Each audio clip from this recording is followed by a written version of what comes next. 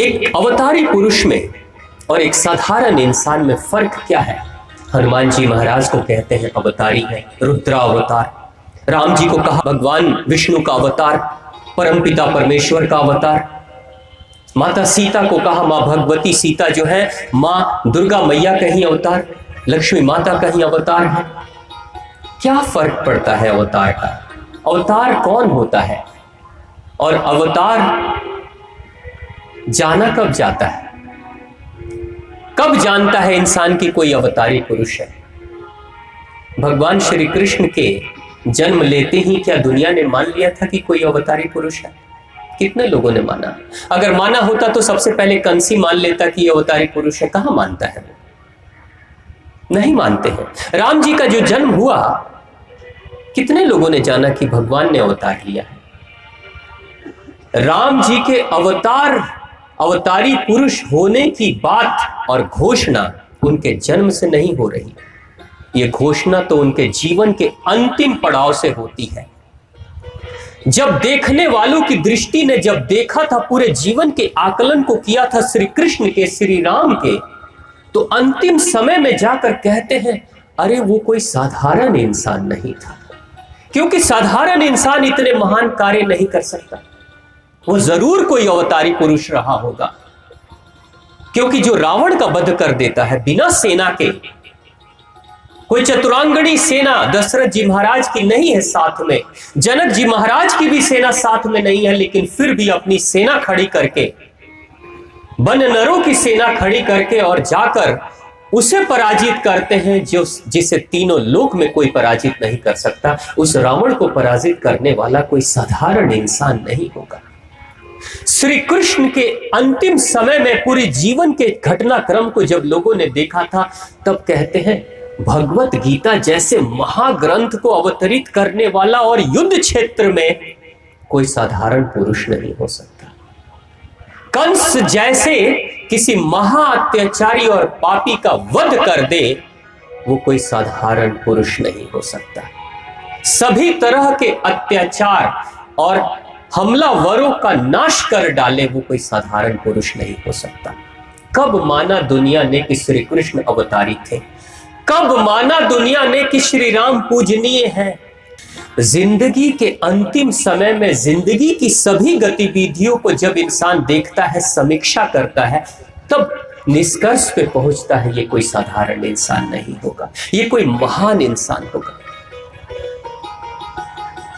जन्माष्टमी के दिन किसकी पूजा करते?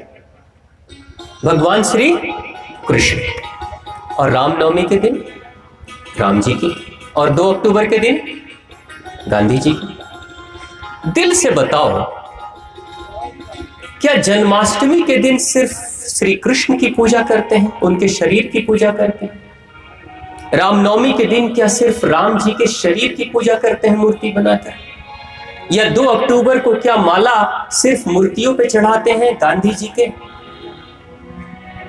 सच्चाई कुछ और है। कोई जन्माष्टमी को श्री कृष्ण को याद नहीं कर रहा है, श्री राम को भी रामनवमी को कोई याद नहीं करता है, और 2 अक्टूबर को गांधी जी को भी कोई याद नहीं करता है, और भगत सिंह सुभाष चंद्र बोस को भी कोई याद नहीं करता है।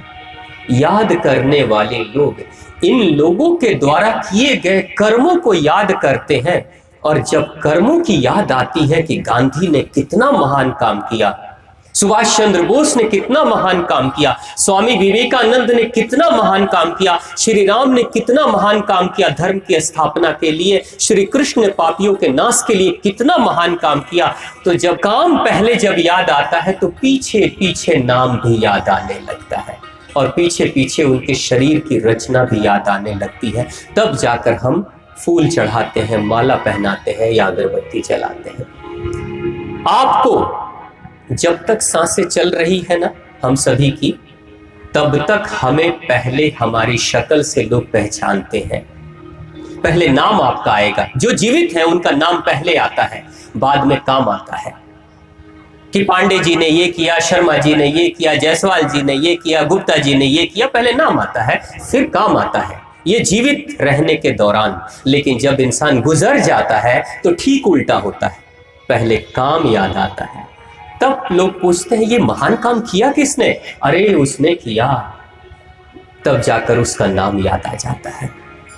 आपके या हम सभी के इस दुनिया से चले जाने के बाद अगर आप चाहते हैं, अगर हम चाहते हैं कि दुनिया के लोग हमें याद करें, तो काम छोड़कर कुछ ऐसा जाइए जिसको जब जब कोई याद करे तब तक आपकी याद आ जाए।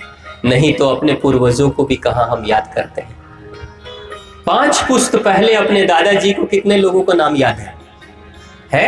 5 पुश्त पहले अपने दादाजी, और 5 पुश्त तो छोड़िए, अगर 10 की बात कर दे तो गया, नहीं याद। हमारे कौन दादा थे, कौन नाना थे, कुछ नहीं याद। लेकिन जरा सोचिए, आप जिस धरती पे हो, जहां आप बैठे हो, इस धरती पे पांडव भी आ चुके हैं यही मैया की पूजा करने के लिए। अज्ञातवास में पांडव आए। पांडवों को गुजरे हुए कितने वर्ष गुजर गए? कम से कम 5200 वर्ष तो गुजर गए। 5200 वर्षों में कितनी पुश्तें निकल गई? 100 वर्ष में कम से कम 3 पुश्तें हो जाती हैं। आप देखिए, अभी भी 3 पुश्तें हो जाती हैं। 5000 वर्षों में, 5000 वर्षों में कितने हजार पुश्तें गुजर गई हैं इस जमीन पे। लेकिन हमारे पूर्वजों में पांडव भी पूर्वज थे, उनको हम याद रख रहे हैं, लेकिन बाद के पांडवों के बाद के पूर्वजों को हम भूल गए। और अभी हाल के 5-10 जन्म पहले पूर्वजों को भी हम भूल गए, लेकिन पांडवों को याद करते हैं, क्योंकि पांडवों का काम इतना महान था, इसलिए वो हजारों हजार वर्षों के बाद भी आज भी यादगारी में है, आज भी हमें याद है। गांधी जी भी याद किए जाते हैं क्योंकि महान काम किया उन्होंने। श्री कृष्ण याद किए जाते हैं, श्री राम याद किए जाते हैं, इसलिए क्योंकि महान कार्य किया उन्होंने। हम भी याद किए जाएंगे अगर हमारे पीछे भी कार्य होगा। लेकिन कार्य करने की क्षमता कैसे आएगी? अब संसाधनों की कमी है, शक्ति है नहीं, पैसा है नहीं, सोर्स पैर भी है नहीं, अच्छे घर में जन्म नहीं लिया, जमीन जायदाद ज्यादा नहीं है, तो फिर क्या करें? हाथ पे हाथ धरे बैठे रहे। कुछ करने की जरूरत नहीं, क्योंकि अगली बार जन्म लेंगे जब बहुत अमीर घर में पैदा लेंगे, जब बहुत बड़े धनाट्य सेठ के घर में पैदा लेंगे, तब सपने पूरा करेंगे। अभी कुछ करने की क्या जरूरत है? हनुमान जी को देखिए ना, बोलिए हनुमान जी महाराज की जय। हनुमान जी महाराज वन नर, इनको बानर जो कहा गया अपभ्रंश है, वो वन नर है। वनों में रहने वाले जो नर हुआ करते थे, हजारों वर्षों में बननर कहते कहते बानर कहना शुरू कर दिया। वो वन नर यानी ट्राइबल वनवासी है। श्री राम को जब तलाश करना था माता भगवती सीता का, और जब राजा सुग्रीव कहते हैं कि पता करके आओ कि माता सीता कहां है, हनुमान जी निकल जाते हैं। हनुमान जी जब निकलकर पहुंचते हैं समुद्र तट पे, तो जटायु ने तो पहले बताया कि समुद्र के उस पार रावण रहता है, वहां वो लेकर गया है, यानी पता है कि समुद्र के उस पार सीता मैया रहती है। लेकिन भगवान राम ने क्या कहा था? प्रमाण के साथ वापस आना। प्रमाण चाहिए कि सच में आप देवी सीता से मिलकर आए हो या देवी सीता वहां पे है, तो प्रमाण कैसे लाएंगे?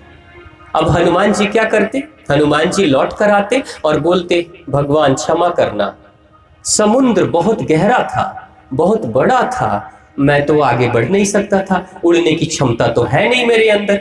लौट कर आ जाते और कई बातों को कह देते, और श्री राम भी कहते चलो रहने दो, जब क्षमता नहीं तो क्या करोगे?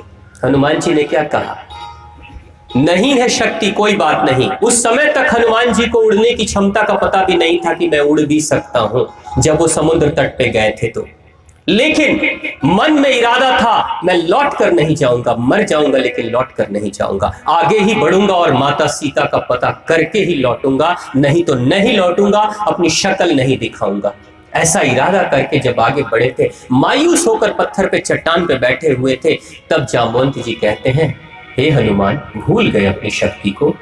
तुम्हारे पास शक्तियां हैं, छिपी हुई हैं, सोई हुई शक्तियां हैं, जगाओ, याद करो अपनी शक्ति को। जिस दिन ये शक्ति जगेगी उस दिन तुम पवन के पुत्र हो, तुम उड़ सकते हो। ऐसे क्या समुद्र, ऐसे हजारों समुद्र को भी तुम लांघ सकते हो। जब जामवंत जी ने कहा था तो धीरे धीरे पवन पुत्र की शक्ति जगने लगी थी। पवन पुत्र की शक्ति जब जगने लगी थी, कद बड़ा होने लगा था और विशाल काय शक्ति के साथ, विशाल काय शरीर के साथ जब उन्होंने उड़ने का फैसला किया था तो पार भी चले गए थे, उड़कर भी गए थे और माता सीता का पता करके भी लौटे थे। और सिर्फ माता सीता का पता करके नहीं लौटे थे, रावण के पुत्र अक्षय कुमार का वध करके भी, उसी के घर में वध करके भी लौटे थे। जो हनुमान जी मन में मायूस होकर बैठे हुए हैं कि मेरे पास शक्ति कहां है, मैं कहां ये कार्य पूरा कर सकता हूं, लेकिन एक बार इरादा किया था, शक्तियां बढ़ गई थी और शक्तियां इतनी बड़ी थी कि अगर चाह लेते हनुमान जी महाराज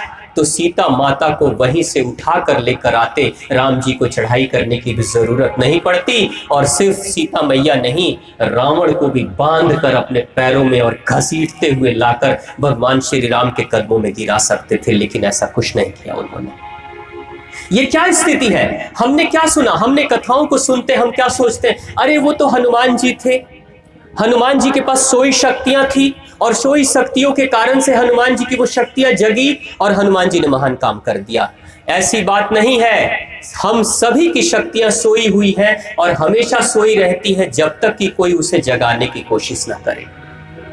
गांधी को जिस दिन धक्के मार के निकाल दिया गया था उस साउथ अफ्रीका के ट्रेन से, उससे पहले गांधी जी तो यही सोचे थे मैं बहुत कुछ करूंगा तो एक वकील बन सकता हूं, इससे ज्यादा जीवन में कुछ नहीं कर सकता। जब धक्के मारा था और रात भर प्लेटफॉर्म पे गिरे रहे थे गांधी जी और अपमान के उस घोर निराशा से भरे हुए थे, उस समय गांधी ने अंदर से कहा था कि नहीं, ऐसे मैं मानने वाला नहीं हूं। शरीर कमजोर है उस इंसान का, लेकिन वो कहते हैं कि नहीं, इतने बड़े साम्राज्य का जहां कभी सूर्य अस्त नहीं होता, अंग्रेजों का सूर्य अस्त नहीं होता, उनका भी सूर्य अस्त करने में मैं सहयोग करूंगा और खदेड़ भगाऊंगा इनको अपने देश से, उसमें सहयोग करूंगा। सोचा था, इरादा किया था, जामवंत की तरह तो कोई वहां नहीं था, कोई वहां नहीं था जो गांधी को याद दिलाता, लेकिन वो इरादा करके जब गांधी अंदर से आवाज उठी थी, जामवंत की तरह अंदर से आवाज उठी थी, हे गांधी तुम साधारण इंसान नहीं हो, जगाओ अपनी शक्तियों को, पहचानो अपनी शक्तियों को। और उस समय उस कमजोर काया वाले इंसान ने अपनी शक्तियों को पहचाना था। तो पूरे भारत में जब गांधी ने अपना अभियान चलाया था तो भारत के स्वतंत्रता संग्राम सेनानियों में सबसे ज्यादा अनुयायी अगर किसी के थे तो वो महात्मा गांधी के थे। लगभग 1,25,00,000 के आसपास लोग उनके अनुयायी थे।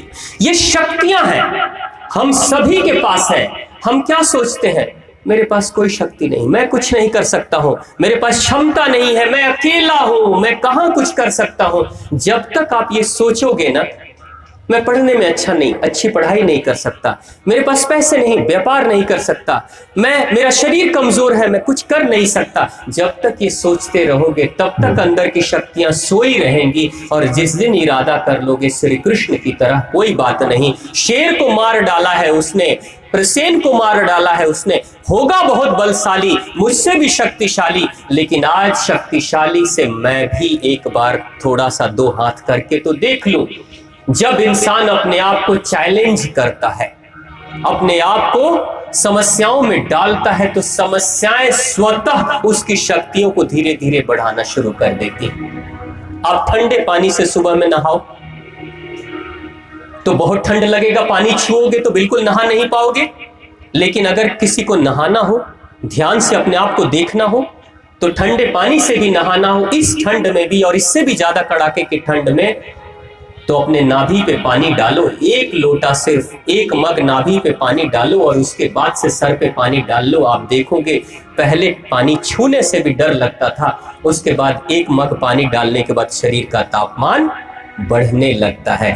जिंदगी में ये जो शरीर है बार बार ये कहता है, जब तुम समस्याओं में मुझे डालोगे ना तो हम स्वतः अपनी शक्तियों को बढ़ाना शुरू कर देंगे। समस्याओं में डालने के लिए हम तैयार नहीं हैं, चुनौतियों को स्वीकार करने के लिए तैयार नहीं हैं, इसलिए सारी जिंदगी गुजर जाती है और हम कुछ नहीं कर पाते हैं। और हम यही सोचते हैं मेरे पास क्षमताओं की कमी थी। क्षमताओं की कमी नहीं, इरादे की कमी के कारण से संसाधनों की कमी और सफलताओं की कमी हो जाती। बोलिए माँ शक्ति, माँ भवानी की जय, माँ जगदम्बा, माँ परम्बा की जय।